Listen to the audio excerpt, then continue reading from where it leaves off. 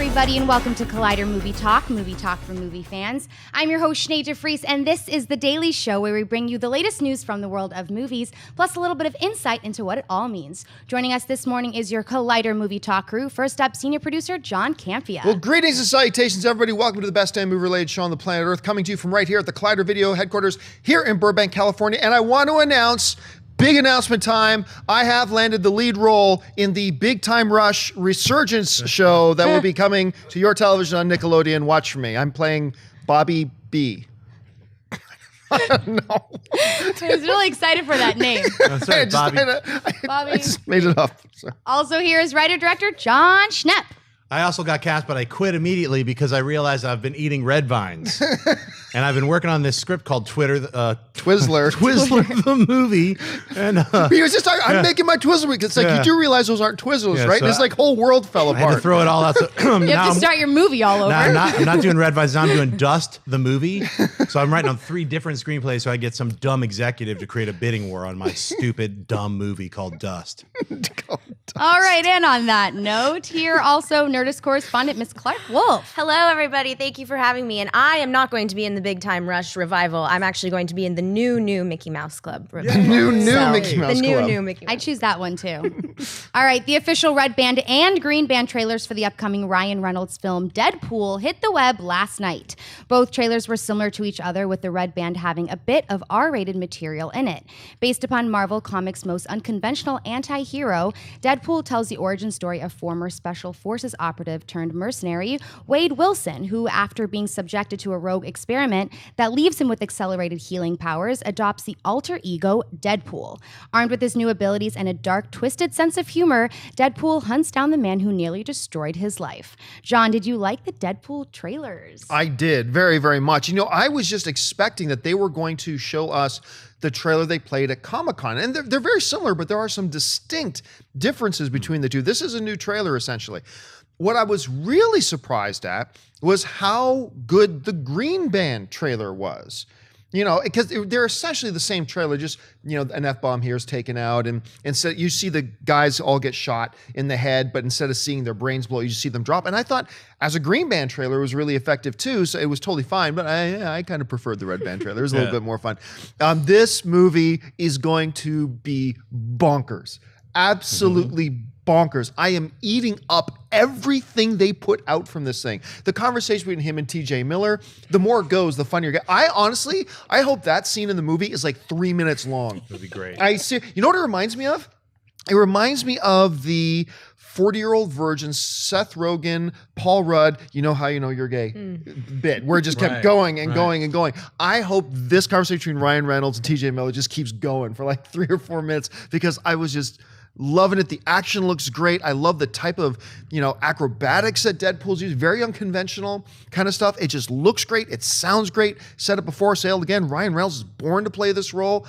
I was really I think I like this cut. I did miss I always forget her name, Nuka Sonic Mega whatever. Negasonic, now I Warhead, forgot it. Teenage Warhead? Teenage Warhead, thank you. Yes, I did miss that scene but seeing Colossus toss Deadpool around, all that kind of stuff, loved it, ate it up, and I was surprised how close the Green Band trailer was to it and how much I like that too. What did you think? I loved it. Yeah, I mean, the Green Band trailer, there's only some minute differences when he's leaving. Instead of the older lady saying this one very dirty bit, Yes. she is a little more like less dirty when he's leaving. So there's a few different a few action sequences that are traded out. There's more violence that's inside the car when he jumps into the car. Yeah.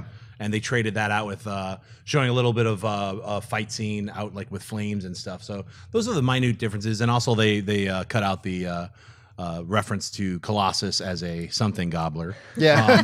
But yeah, overall, I mean, the differences between both trailers, they're both really fun. And they show you basically that this film is going to be balls to the wall, crazy madness. I mean, it's really literally going to be him talking to the camera at every chance he probably can get. Yeah. It's going to break the fourth wall constantly, and you're going to enjoy it. I think that's the feeling that I get, is I cannot wait, especially even just with the trailer to the trailer. That was just funny alone, just that. So if that's their approach to this movie, I cannot wait to see it. I hope on the Blu-ray when it's done, they give you like a 30-minute special feature just of all the marketing they did, because that would be entertaining on its own. Clarke, you had a chance to see it. What did you think? Yeah, absolutely. Well, I actually did, to be fair. I misread the prompt this morning and I did not watch the Green Band trailer. But it was also kind of a choice, too, because I knew that this movie was going to be a hard R. And actually, the last time I was on Collider Movie Talk, we talked about the differences between Red Band trailers and Green Band trailers. And for me, all I needed to see was the Red Band trailer. I mean, let's not even get into that foolery with the Green Band trailer. In what universe is Deadpool going to be anything Green Band? But I loved it. It's so fun. And I've actually been a fan of Ryan Reynolds since like Two Guys, a Girl, and a Pizza Place. I mean, like, I love Ryan Reynolds. I think he's super talented as an actor, as a dramatic actor, but he's so funny. And we know, I like that we as an audience and we as fans know how passionate he is about this role. And it's so exciting to see that it's finally happening. And it's also really exciting to see that the fans are excited and that he is excited. And oh my God, I was laughing out loud during the whole Red Band trailer. So I'm so on board with this movie. You know what the funny thing is too? It's like we all knew, look, Fox is going to aim lower budget than your typical comic book mega thing. And I think they had modest expectation. Hey, you know, we make $100 million on this thing. We're going to be doing well and we can build on that.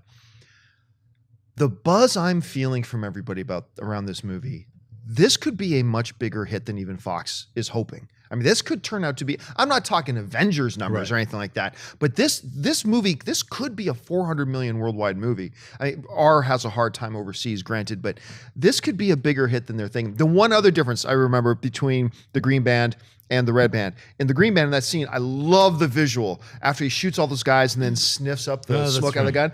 In the Green Band, he says, "I'm feeling aroused." In the Red Band, he says, "I'm going to touch myself tonight." Right. So I thought, couldn't you play that in the Green Band? Yeah. He didn't Weird, say anything. Subtle differences, but I'm glad in both versions, he's like, as long as you don't give me a green suit or animated. That was so good. Such a good line. Good. All right, what's next? It looks like the Hobbit trilogy is coming back to the big screen again. The Hobbit trilogy extended editions will make a theatrical return this October. In addition to being the first time the extended editions will be shown in theaters, this run will also feature a new introduction from Jackson himself. TheOneRing.net released the following. Fathom Events and Warner Brothers are partnering to present the extended editions of all 3 Hobbit movies. Shown over 3 nights, the epic Peter Jackson trilogy will be the first time the extended editions have ever been released in theaters. Also included will be an exclusive introduction by director Peter Jackson. First night showing starts Monday, October 5th, 2015 at 7:30 p.m. local time. Tickets will be regular admission prices for each movie. Clarke, is it a good idea to re-release the Hobbit trilogy in theaters? I mean, look, when I first kind of heard of this, I was like, really? Do we really need more theatrical time for this epic saga? But the 3-night thing is super cool, and Fathom is doing so many neat things. Yeah, they do a lot of cool stuff. They really do. Like, they did the Jaws screening earlier this summer for the anniversary. They're doing neat stuff, getting things or cool fan events back into cinemas where they might not be able to do that with other, in other ways. So I think it's a nice treat for the fans. I think 3 nights is appropriate. And also it's cool for them to get to see the intro from Peter Jackson. So, if this were like an extended campaign of, come back out and see that, it'd be like, okay, guys, really? But I think that this is a nice little treat for the fans, and it's a cool event. I like the notion of this for a couple of, number one, I enjoyed the Hobbit films. Did I like them as much as any of the Lord of the Rings films? No, I did not. But I still like them. But by the end of it, and I can see why they did it in 3, but when it was all said, and I defended the decision to break it into 3, but by the end of the day, I was like, no, they should have stuck with their original plan of 2 films. And one of my biggest complaints was, and this is why I think it might work in this re-release, my biggest complaint was the last 2 movies in it, the second film, the first of the last 2, we'll call that the second film, was just all setup. It was just all setup. And then the third film was just all payoff. But it had been a year since I had seen the setup, so a lot of the payoff felt a little bit empty. Even though I enjoyed the film and I had a really good time watching it, it felt a little shallow because it's been a year since I saw the setup. We see that big confrontation between Thorin and Azog, Azog the Defiler. And it's like, okay, I'm supposed to feel all this because it's the big confrontation, but I haven't seen these two guys on screen together in 2 years since film 1. Right. So it had all that. Now, you release these movies back to back to back in 3 consecutive nights. I think that might make the story feel even like it has better flow. I think it might make, that the payoff, or I should say the setup to payoff, one night apart instead of a year apart, that might make it feel a lot better. But I do wish, so I like the idea, but I do wish they were just releasing the theatrical versions. This is already too long. This was one book split into 3 movies that should have been split into 2. So I don't dig the idea of extending them as extended editions. We're going to add another hour and a half to these 3 hours, or to these 3 films. I love the idea of putting them out. I just wish it was the theatrical release. What did you think? I got a good idea for Fathom. Why don't you cut all 3 of them into one movie, and then I would go see that. 1 3-hour movie. 1 3-hour movie, and I would love it because I actually loved the first Hobbit. The second Hobbit was like, Third Hobbit I absolutely hated. And so I can't even imagine seeing an extended version of the third Hobbit. I just would fall asleep halfway through it with still hating it. While still hating it. Because it was like we're going to talk about CG versus practical later, but this was a horrible version of really bad CG and things that were just kind of not really planned out too well. Even if though they might have been storyboarded and there for a long time, when they executed, it was like, really? You're going to have him like hopping along the bridge as it's falling apart and then jumping, and just really unrealistic and bad, kind of like cartoony, like I'm playing a video game, but I don't have the controller. I'm forced to watch somebody else do a bunch of really bad decisions, It really felt like that. Sorry, that was Hobbit like me fans. watching you play The Witcher 3 the other week. I know, right? Why are you beating up that horse? I know. I always go evil. Sorry, that's what I do. But yeah, with the Hobbit movies, I love the first trilogy, The Lord of the Rings, and I watched the extended versions. They're cool. I can't even imagine going into an extended, the first Hobbit. The first Hobbit was the perfect length of 3.5 hours. I don't know why you're like an extra scene of them cooking bread and tossing biscuits. I mean, I can't even imagine what the second and third ones are going to be. I can't even imagine it. So I'll leave it at that. You just came up with the name for our new Food Network show, Cooking Bread and Tossing Biscuits with Schnepp and With Campea. horrible CGI. with terrible CGI. Yes. All right, folks, we've reached that part of the show now for Buy or Sell. Here's how this works. In front of her, Sinead's got a few other items in the world of movie news. She's going to run them down. And those of us at the table are simply going to say whether we buy it or sell it. So, Sinead, what do we got? As some of you may know, actor Hugh Jackman has been attached to star in the upcoming film Collateral Beauty for director Alfonso Gomez Rejon. However, according to The Hollywood Reporter, Jackman has had to pull out of the film due to a scheduling conflict with his upcoming Wolverine film. Fox is now in final negotiations with Will Smith to take over the role. The film, co-starring Rooney Mara, centers on a New York advertising exec, played by Smith, who experiences a deep personal tragedy. His colleagues devise an unconventional plan to break him out of his depression, which works, but not in a way that anyone imagined. Schnepp, do you buy or sell Will Smith joining Collateral Beauty? I do. I actually buy. I really like the premise of it. It's hard to. It's for me, like, because we're in such fantasy weird realms. Does he die and then they come back as flatliners and he brought a spirit back with him? I'm sure it's not like that. I'm sure it's a very human drama, and he's a great actor when he's allowed to really act. I mean, I think he's great. So I think replacing Hugh Jackman with him, good choice, good star caliber. I'm looking forward to the film. I think I buy this. I buy this big. These are the types of films I think Will Smith really excels in. And it's funny because the description sounds a little bit like a cross between Sean Penn and Michael Douglas's The Game with, something else that Will Smith, like Pursuit of Happiness, Right. kind of blending those two. I think this is something you do with now. Is Will Smith as good of an actor as Hugh Jackman?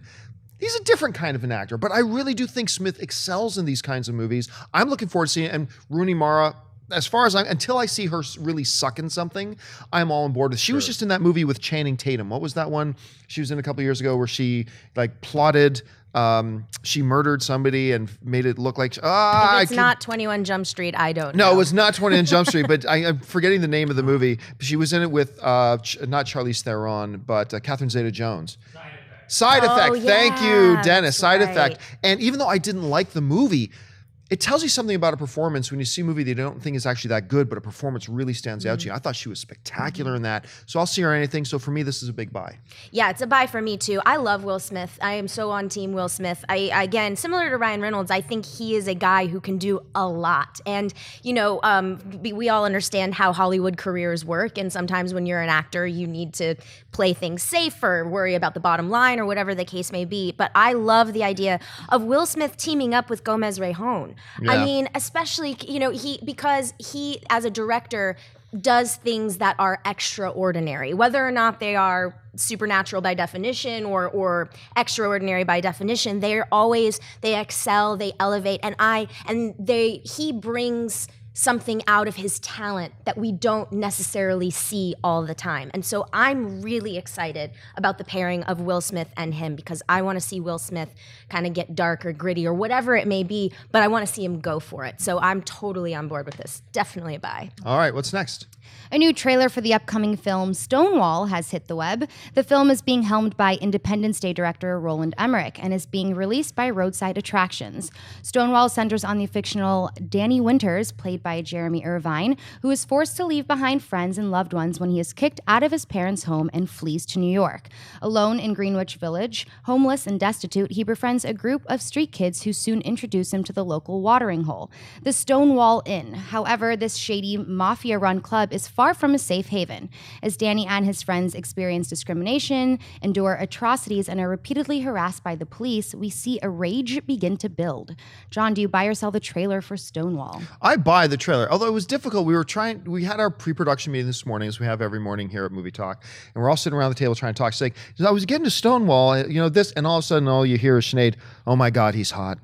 And say, okay, yes, and then we're talking blah blah blah, and then again over the ribs. No, really, he's so hot. so you got a fan, Jeremy. You got a fan over here. So hit me up, Jeremy. Hit me up. What's that little?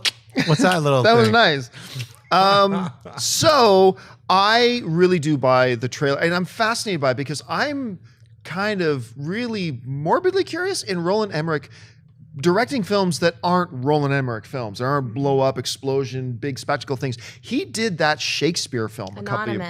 Anonymous, which I know a lot of people didn't like. I really was impressed by. I liked the film a lot. And I think it showed a side of Roland Emmerich that a lot of us don't know is there. And so you bring that to a film like this. And I love movies like this, like Milk, like Selma, things like that.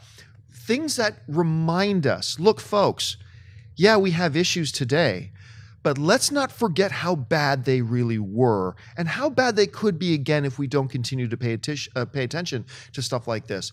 And that's why I love these types of films. I hope he doesn't screw this up because the trailer to me impressed me. So for me, it's a buy. Clarke, what do you think? Definitely a buy. Definitely. I mean, this is a huge event in the LGBT community, especially in American history. If you watch the trailer, you can hear the clip of Barack Obama actually talking about Stonewall, which is a huge thing. I think the trailer looks great. I think it's a really important story to tell. And the fact that a Roland Emmerich type was compelled by this story, I think is fascinating. And I would actually love to sit down with him and talk to him about why he felt like he wanted to make this movie. The other thing I wanted to mention is there's an actor in the film, Johnny Beauchamp, and he was on Penny Dreadful this season. I'm a huge fan of Penny Dreadful, and he played Dorian Gray's lover this season. He's very talented, and I'm really, really excited to see him in this movie as well. So it's a huge buy for me, and I think it's really important, and I'm glad it exists. Schnepp? Yeah, I'm going to buy the trailer as well. I did feel there was a few moments in the trailer where it seemed so melodramatic, like some of the this is what I was talking about. It felt forced, some of the dialogue. So there were a couple of moments in there that I felt were a little too hyper real as opposed to subdued, like, oh, this is a real film. I almost felt theatrical, like, oh, they're going to break out into a song. Is this a musical? So those are my concerns about the film, but it just looks really well shot. It's a very important story to be told, so I'm going to buy it, but I reserve judgment on like how the histrionics go as far as the actual film. All right, what's next? With there already being 2 movies based on the 2013 Boston bombing tragedy on the way, one being directed by David Gordon Green called Stronger and another starring Casey Affleck called Boston Strong, you can now add a 3rd film to that list that is moving forward. Director Peter Berg, who directed films such as Lone Survivor, Friday Night Lights, and Hancock, is taking the helm of Patriots Day. Patriots Day will tell the story from the perspective of Boston Police Commissioner Ed Davis. Clarke, do you buy or sell the idea of Patriots Day being directed by Peter Berg? I guess I buy it, but I more sell the idea of a 3rd movie about this. Not to say that, I kind of keep this short and sweet. I think Peter Berg is a talented director. We're really still close as the United States. We're very close to this incident having just happened. I guess that's a different conversation to have in general if we need one movie this close to it, but especially 3 is a lot. I guess Pete Berg would do cool stuff with it, but I'm not. This isn't for me something that I'm like jumping up and down to see in the first place. Brought to you by the filmmaker who gave you Battleship. No, Yeah. I do like Peter Berg. Like everybody's got a bad day at the office. Battleship was him. I mean, Steven Spielberg had what was that one with Tom Hanks at the airport? Oh, the Terminal. The Terminal. Thank you. Yeah, I mean, He also had Always. There's a couple. Yeah, you know? yeah. I mean, so all the great ones have bad days at the office. Battleship was definitely Peter Berg's. Look, on one hand, I'm going to sell this because on the one hand, I think Peter Berg's a good filmmaker. I think Mark Wahlberg is an exceptional producer. Mark Wahlberg is attached to produce, and he may even star in this thing. He's been in he's like filming 2 movies with Peter Berg right now. So he may even star in it. And I like that talent assembly, and I like you telling me from the police commissioner's perspective. But the reason I sell it is because having a film about an incident like that a couple of years ago, I think is important. I think it's good because, it tells the stories that we didn't get to see in the 24-hour news cycle. We get to see, hear from voices that we didn't hear and all that kind of stuff and really let us know about the unsung heroes that happened around the story. I think that's great. 2 movies doing it.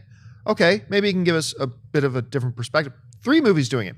Now it reeks of Hollywood just taking advantage of a tragedy to try to cash in. Now, for all I know, because I don't know, maybe Patriots Day was the first one to go into development, and then the other. So I don't know the order of which. So I'm not going to pin blame on who came first, who came second, who came third. Don't know. But the fact that there are 3 films coming out about this at the same time, that they're all in development right now, to me says, okay, maybe somebody along the lines had really good intentions for making this, but somewhere along the line, some Hollywood executive anywhere said, let's just take advantage of a tragedy. Look, I don't hold any studio to blame if they think, hey, this is an important story and we think we can make money on it. That's the movie business. I get it. But when you can't even say, this is an important story to be told, 2 other people are telling it. Oh, well, let's just get to the money part. It just feels a little icky to me. Maybe I'll feel differently about it later. Maybe all 3 movies will be so radically different and tell the stories from such different points of view that I'll be glad there are 3. So maybe that'll happen. For right now, though, I got to sell it. I agree with you, but I'm gonna buy it for the same reasons. I was thinking about United 93. Yeah. And then Oliver Stone had the film with Nick Cage. I can't remember Which I liked, by the way. I mean, but they're told from all these different perspectives of a tragedy. So I feel like I don't think any of the filmmakers involved or the studios are necessarily trying to it's not like Volcano versus Dante's Peak or Armageddon versus what's that other one? Deep Impact. I don't think it's like that for sure. I think it's all these scripts were being developed about it, and then they're just all happening naturally at the same time. I wouldn't be surprised if of the 3, one of them becomes a direct to DVD or one of them. I mean, you know what I'm saying? They all seem to have see, I thought about that too, but all 3 of them seem to have fairly significant players attached to them. So, but I like that they're all being told from different perspectives. I think Peter Berg's is being told more from the police commissioner and we've got to catch these guys kinds of things, like when they were blocking off all of Boston and going home by home. I think you'll see a lot of that in his film, and you'll see the human side of the perspective from Stronger, from David Gordon Green, like just a person on the street and then this tragedy happening. And I'm not familiar with the 3rd one, but I buy all of them. It's for us, it's like all of us experience that tragedy from afar, from seeing it on TV, or if you were actually there, that's even worse, but to see a film, I'm sure they're all being made with like the utmost respect to the people who, the 3 people who died and the 260 people who were injured. So it's a horrible thing. And sometimes films are a good way to get a closer perspective on something that seems so afar when you watch it on the news. So. Good points. All right, folks, we've reached that part of the show now for Rewind. We do every Wednesday here on Movie Talk. This is the part of the show where we look back at films that are turning 10 years old this week and turning 20 years old this week. And this, of course, brought to you by our good friends at AMC Theaters. So let's get started. First of all, turning 10 years old this week, no other movie wanted to open against it. The juggernaut known as the Dukes of Hazzard. Johnny Knoxville's masterpiece, The Dukes of Hazzard. I think the only movie that really starred, what's her name? Jessica Simpson. Not true. Employee of the Month. I stand corrected. Damn. How did I forget Employee of the Month? So Dukes of Hazzard, and turning 20 years old this week. I cannot believe this. Babe turns 20 years old this week. Also turning 20 is Bushwhacked, Something to Talk About, and the Denzel Washington classic, Virtuosity. Dukes of Hazzard. I remember being one of the few people in my circle of friends going, screw y'all. This movie's going to be fun, and it's going to be funny, and it's going to be awesome. It was so bad. It was so bad. Like I just couldn't believe it. I just absolutely, what it should have been, what that Dukes of Hazzard movie should have been was what 21 Jump Street ended up being. And you could tell they were sort of aiming for that, but they just missed. They just totally missed completely. And it's really unfortunate. I think there were moments in that film that I might have chuckled once or twice in, but and now then you go to like 20 years old Babe. One of the all-time special movies. Just movies if you just want to watch a movie with family and just feel great and have your strings pulled on, Babe is that movie. We were joking around in the pre-production meeting about James Cromwell, who plays the farmer. And the movie's like, what did you say? Like, he's been 70 for 20 years. Yeah, he has. He's been 70 for 20 years now. James Cromwell has not aged a day since he was in Babe, when he was the old man farmer in Babe, and he looks exactly the same today. Star Trek First Contact looks exactly the same. Yeah, he looks exactly the same in everything. Yeah. It's crazy. So that movie's really special. Then you look at a movie like Bushwhacked, where Daniel Stern, where it's like, hey, that guy from Home Alone, the sidekick in Home Alone and the sidekick in City Slickers, let's give him his own comedy, and let's make it a guy on the run, and he's leading a troop in the woods, and mayhem will ensue. And then we never really saw him leading anything else again. And then, of course, Virtuosity, where starring Denzel Washington, but it also starred Russell Crowe before people were really aware of Russell Crowe. And that movie was just terrible. Russell Crowe is like this. He's a computer program who's a composite of all the greatest serial killers ever, but then he manifests into real life. What? What? And they have to Who could have seen that coming? I know, right? It's pretty fantastic. He's got these weird, really bad CG, like purple tendrils whenever he shows up. Remember that? And his name is Sid 6.7 is his name. And they have to get, who else can stop him but Denzel Washington? So there's an amazing scene with Tracy Lords in it where she's like playing a DJ or something. Oh, geez. cinematic So, classic. Clarke, out of these films, the 10-year-old, the 20-year-olds, which ones stand out to you? Oh, well, I remember being a kid and seeing Bushwhacked, definitely. You saw it in theater. I did. I saw it in the theater. That was the right age. I think, no, it couldn't have been. I think Clueless came out around this time also for some reason. It just celebrated its 20th a week or two ago. Okay. So, anyway, yeah, so I remember Bushwhacked for sure. And Dukes of Hazzard, actually I have friends that wrote on Dukes of Hazzard, so I have no comment. Jessica Simpson's Single, do you remember her song? Oh, yeah. Boots Are Made for Walking. Absolutely. Oh, I forgot all about In it. that red bikini. Yep, the whole deal. And you know what? I'm more disappointed about the missed opportunity for her song, because that song could have been awesome, and it was not good. So you could always listen to the Nancy Sinatra original, which is amazing. And I do like all of it. And you should always listen to that one. But yeah, I remember Dukes of Hazzard as well. I like Johnny Knoxville. I can't help it. And I like Sean William Scott too, but don't love that movie. Which one of these stand out to you, Schnepp? Well, for me, Virtuosity, I remember seeing that, and I was like, super nerding out. It's going to be about the computer, whatever, being super geeky, and being ultimately somewhat disappointed by it. You know, they had a couple cool action sequences, but it was really dumb. It was really stupid. And it's like we were talking about this, me and Dennis were talking about, like, it's like the net was a little bit smarter, but it still had that, like, I'm on a computer, but at least it didn't have that swordfish, like, there I've been. Swordfish. Swordfish, I love. Totally cracked the Can code. we talk about swordfish for a minute? It's just, but it's like that kind of weird, like, he's a hacker. Oh, God, you know, that kind of thing. That had this element to it of stupidity of the computer and the internet, not understanding, like, do you press a button? It's Please have me back on when you do the rewind for Swordfish. Definitely. Please have basically. me back on. Babe always reminded me of like Charlotte's Web, like the sequel to it. George Miller directed Babe, you know, of Mad Max. He went into his soft phase when he did this and Happy Feet. He was like, I'm going to just do things with animals. I don't want to be out in the desert. Then, all right, I'm back, you know, and then Road Warrior. So, and Bushwhacked, never saw it. And, something to talk about, can't talk about it. Never saw that either. So, and Dukes of Hazzard, I agree with you guys. I think if they went that little further, they pushed into the 21 Jump Street area. But once again, they were earlier. They were before that. They were like, we're doing an adaptation. So they're a little bit too close to the source material and Boss Hogg to realize they should have been making fun of it. So. Oh my God. All right, folks, we've reached that part of the show now for Mailbag. Listen, if you've got a topic or a question you'd like us to address on the show, you can email us anytime at collidervideo@gmail.com. Just send on in your questions and we'll see if we can get it on the show. So, Sinead, what's in the mailbag?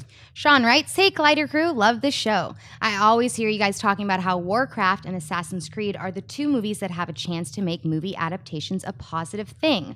Well, what about the new Hitman movie? I think this movie has a chance to be the first truly great video game adaptation. What are your thoughts? Is this movie slipping under the radar? Thanks, and keep up the great work. Thanks for the question. And here's a funny thing. The producer of the Hitman movie, actually the producer of the original Hitman movie and the producer of this Hitman movie is actually a friend of mine. His name's Adrian Iscaria, and he's actually going to be in studio here with us next week to do a movie talk with us. He's a friend of mine, all that kind of stuff. Is Hitman, the new Hitman, flying under the radar? Yes, it is. I think the movie looks good. I've liked the trailers. I like the fact that they were that the same team that made the first one were kind of, you know, went back to the drawing board and they're saying, let's try it. And I think that excites me.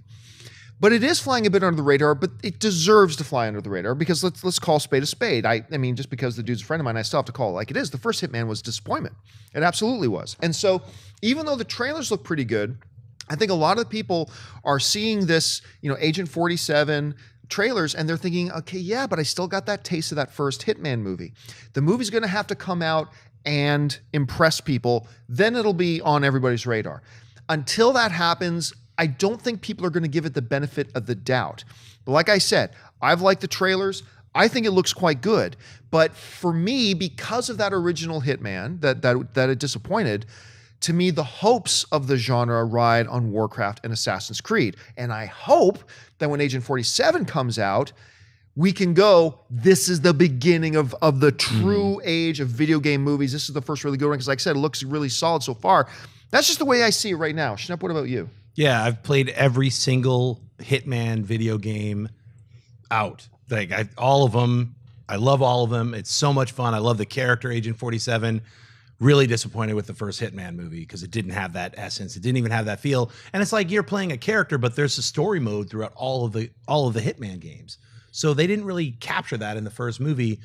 When I saw this trailer, I feel like, wow, they captured it. So everything I've seen from this trailer and that they're calling it Agent 47 is great. I almost feel like I've seen the billboards and Hitman's really small and then Agent 47's really big. So I almost feel like it's almost reverse engineering. Like maybe they're like hoping people don't know it's Hitman. So I don't know if that's good or bad. Like, cause it's probably a smart thing to do. If they're trying to create a little bit of separation in people's minds from that original Hitman to this one, then if they're doing that intentionally, it might actually be a pretty smart thing to do. All I can say is this trailer definitely captures the video game storyline of Hitman way better than the original movie. I also know Adrian. We've gotten into fun movie arguments. He's a very smart cat. So I'm looking forward to, I think he knew what, things that happened in the first movie. He's addressed them in the second movie. So I am looking forward to this as not just a video game adaptation, but as a movie, like an action film. So I'm really hoping that they nail it. But yeah, you are right. Warcraft and Assassin's Creed will either make or break the next 15 or 20 video game movie adaptations. Whether or not we're going to see Splinter Cell is really riding on Warcraft. It's not riding on Agent 47. But I hope Agent 47 is great. Yeah, I admittedly am not a gamer, so I actually did not know that Agent 47 was a Hitman movie. So I think if that was their goal in the advertising, it worked on me because I had no idea. With that said, I wanted to just talk about the hopes of the subgenre or the hopes of the genre. I think the reason that another reason that people are looking towards Warcraft or Assassin's Creed is because the cast and the directors that are all involved with these things. I mean, for me, I know that I'm going to go see Warcraft because I love Duncan Jones. Yeah. End of story. Like I think he's a great director. I like that type of movie, and so I'm in. It doesn't matter to me as a non-gamer whether or not it's within that world or not. And Assassin's Creed has Fassbender, it has Cotillard. I mean, it's this cast is crazy. So I think that might be an additional reason why people are sort of pinning those video game hopes on those two movies. Definitely. All right, what's next? Sergio writes, "Hello, Collider Movie Talk. I love the show. Watch it every day from Spain. My email is more a recommendation than a question. I often had a discussion with my friends about CGI versus practical effects, especially after watching Mad Max Fury Road. I usually defend CGI, and I think people tend to use only examples of bad CGI and forget when it is actually good. I think you guys have talked about that a few times. There's an excellent video I found on YouTube all about this. I hope you guys enjoy it. Thanks for your work. You guys are awesome." Yeah, he's making a reference. It's funny because about 24 hours ago, I started to get just flooded with people on Twitter telling me, "Jon, you got to see this video, got to see this video." And Dennis, who did you say was that made that video? Freddie Wong. Yeah, and it's fascinating. It's about a 5-6 minute long video, and it's absolutely fascinating looking at CGI. And it makes the premise of it is simply this: CGI is awesome. It's very popular these days. Just go, oh, too much CGI. Just go back to practical effects. Those make everything better. No, it does not. And a lot of people are talking about the new Star Wars and J.J. Abrams saying, oh, J.J.'s bringing back in the era of practical. It's going to be all practical effects. You know what?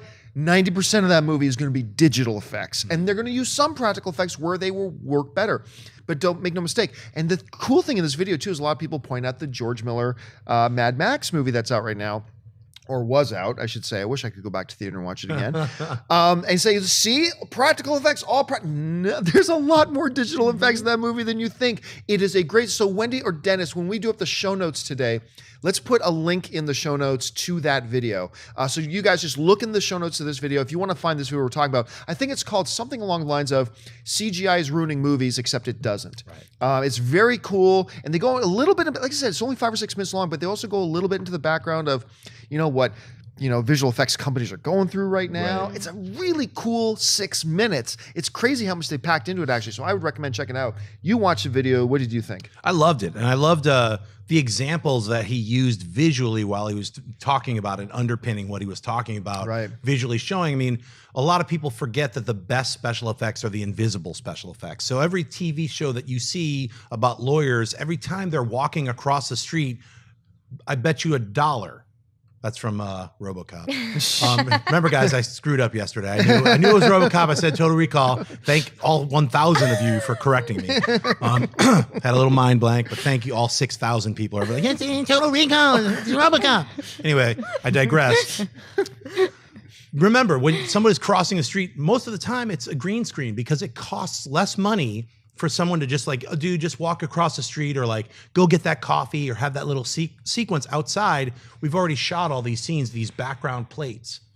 So it costs less money for them to shoot a person against green screen and just composite it with our technology that we have now than to go outside and have get a whole city unit. Permit, shut down a street, do all that totally. kind of stuff. And hire all the extras. So remember that when you're watching any TV show now, when they go outside, look for these little telltale signs. If the camera's a lockdown shot and does a little slight move or something, I guarantee you it's green screen. And those are the invisible effects that you're seeing all the time. I loved also that they got into how all cars and textures and anything that's not human can be so easily replicated nowadays. I mean, they were cutting away to stuff that I was like, I would guarantee you when I was watching the movie, I was like, I thought that was real. Like you're like, oh my God, I just saw all those cars are fake. It's just that one car that's real. It's literally fantastic what we can do now with CGI. But also the greatest part of using practical effects is the blending of the two. Like in Mad Max, you're using multiple plates and you're shooting all those things. And those all started in the early 90s where they were shooting crowd scenes and replicating those crowd scenes. Lucasfilm was doing that to like to replicate a large group of people, you'd be like, you guys walk over here, then shoot it again over here. So they're doing like very primitive style things that now, like Peter Jackson's, what is that one? What is that? It's King Kong. It's but it's Frighteners. No, it's the CGI thing where all the people can run. It's got a certain. When do you get super nerds? I know. Massive, thank you. It's called You Massive. said super nerds and Dennis Dennis is like, yeah, Massive. Yeah, it's this program called Massive. We're going to have like a 6,000 people running against another 6,000 people all fighting and stuff. It's this programming that we can take advantage of now that helps make these massive battle sequences so epic and not cost like $400 million. So I think the blending of the two is great. And yeah, it's really easy to complain about bad CGI. Like the great example that he shows is from The Scorpion King. The Rock. But that was because all the people who were doing the effects were up against the wall. They were like, the movie has to come out next week, so they had to release the film with it not being finished. That was an unrendered shot. Do you remember what happened around that time? No. When they were finishing that film? Do you remember the huge East Coast blackout that lasted days? No. Was Oh, it right yeah. around the same time? Yeah, like the entire, I was living on the East Coast, so that was like for 3 days, like the entire East Coast was without power. And that was right around the time when ILM, because I have a buddy of mine who worked at Lucasfilm, there's like, this has screwed everybody up, and they were talking about It was storm related, wasn't it? Yes. I think a storm knocked one power generator out, and one thing that caused this massive chain reaction, whereas like then me and Hamilton, Ontario, Canada, our power went out too. I mean, it was just, crazy. we lived in darkness for like 2 or 3 days. Right, in New York, I remember reading about it. I totally had electricity here in LA. Totally enjoying everyone else's Holding plight. it in my hand. Yeah, I was like, oh, what's going on? I was like, using electronics and stuff. But I think people were like having candlelight friendship hours or something. I was like, let's all hang out. You're my neighbor. That kind of stuff. That's pretty cool.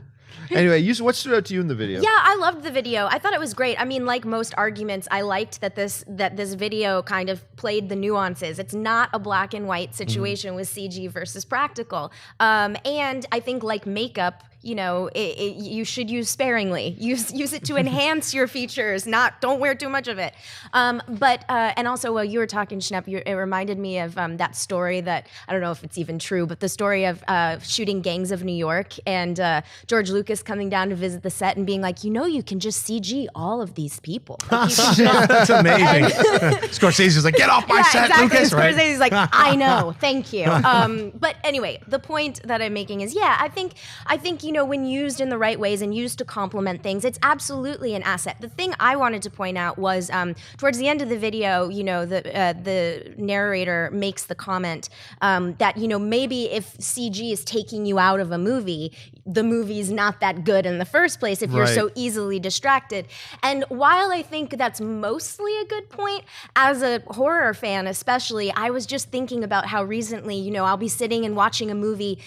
I hate to say this because I know it's really divisive, but I love Mama, and Mama just took me out of it every single, she just did not look right to me. And I know there was real puppetry used. I know there's a real actor who played Mama, but for some reason, just every time her hair would blow in the breeze, I was like, this looks so stupid. And I'm really loving this movie. So I just think that, it's a complicated issue. There isn't a one size fits all answer to it. But yeah, if the companies and the practical can all come together and sort of work together, I think that's when it works best. Definitely. All right, folks, well, that'll do it for us for this installment of Collider Movie Talk. Thank you so much for joining us today. Listen, don't forget, lots of great films playing over at AMC Theaters right now. Head on over to www.amctheaters.com for all of your theater, showtime, and, of course, your movie ticket information. If you want an audio-only version of this episode for a limited time, you can look in the description of this video and you'll find a way to listen to our audio-only podcast. And don't forget, subscribe to this YouTube channel. Stay up to date on everything we got going on over here at Collider Video. I want to thank the people sitting at the table with me. First of all, starting on my left, Mr. Jon Schnepp. Schnepp, where can people find you online? You guys can find me on Twitter and Instagram, just at Jon Schnepp or at TDOSLWH. You can find my film, The Death of Superman Lives, What Happened, at TDOSLWH.com. You can buy a digital download or a Blu-ray and help support independent filmmakers like myself. And sitting over here on my right, our special guest name is Clarke Wolfe. Clarke, where can people find you online? I am on the Instagrams and the Twitters at Clarke Wolfe, Clarke with an E, Wolf with an E, and you can please subscribe to my YouTube channel, youtube.com/official Clarke Wolfe. And of course, our lovely host today, Miss Sinead DeFries. Whatever that sound was. Sinead, where can people find you online? I'm on Twitter and Instagram at Sinead DeFries and at thatsosinead.com. And you can follow me on all the various social media channels just at Bobby B. That'll do it for us, guys. Thanks a lot for joining us. My name's Jon Campea, and until next time, bye-bye. Big time rush.